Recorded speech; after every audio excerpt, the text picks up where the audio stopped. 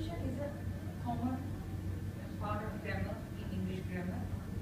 Everybody knows what prepositions are. The only difference is they do not know how and where to use them. Because there are quite a lot of prepositions. Sometimes some people use prepositions 2 or 3 together. What are prepositions? These are short words from, in, to, until, through. So very common words. And they stand usually in front of nouns. And there are prepositions of time and place. So let's look at these in detail.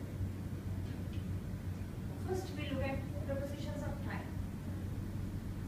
For example, if we take on the days of the week and say for example it's on Tuesday, on Sunday, on Friday. So we use on for such occasions. Then let's go to see in. It has a wide variety of uses. For example, for seasons, months, time of day, year, or after a certain period of time. That is to refer to when. It can be in September, in spring, in winter, in summer, or in the evening. That is time of day. Then if you are referring to a year, in 2009, in 2015, in 1988, then if you are referring to a certain period of time, in 2 hours, in 3 hours, or in an hour. So that is the use of in. Let's look at another preposition. At. Maybe to refer to the weekend, a certain point of time, again, when, or it may be for night, for morning. If we take some examples, at 9:30, at 10 o'clock, or at the weekend, at night, but it's in the morning. So that's the difference. Then also since. It refers to a certain period of time, that is from a certain point of time, that is from past until now. Since 2000, since 1950, that is to refer to a certain point of time or certain period of time. There are also other prepositions of time, for example, before, for.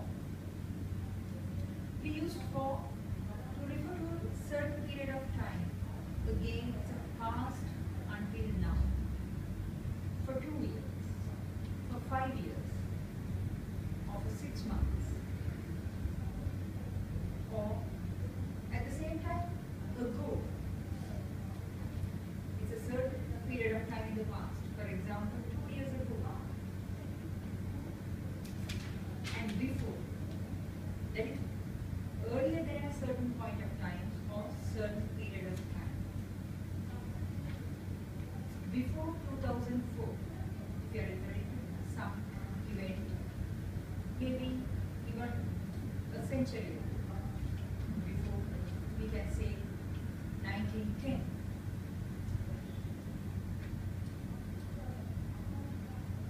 Then also to, till, and until. These are also very common prepositions. To refers to telling the time. For example, 10 to 6, 5 to 4, 3 to 9, and till and until. Where do we use till and until? That is how long something is going to last. For example, he is on holiday until next month. So he will not be in office until next month. So these are phrases we use till and until. Then also there are other prepositions of time. For example, by. That is up to a certain time or at the latest. She will be back by 9. By 10 o'clock I have read 2 chapters of the book. For example, we can say that is up to a certain time. If we ask the question, when will she be back? She will be back by 9. That is, we are referring to a certain time or certain time period. Now those are the prepositions of time. There are also prepositions of place. When we refer to place, it's position as well as direction.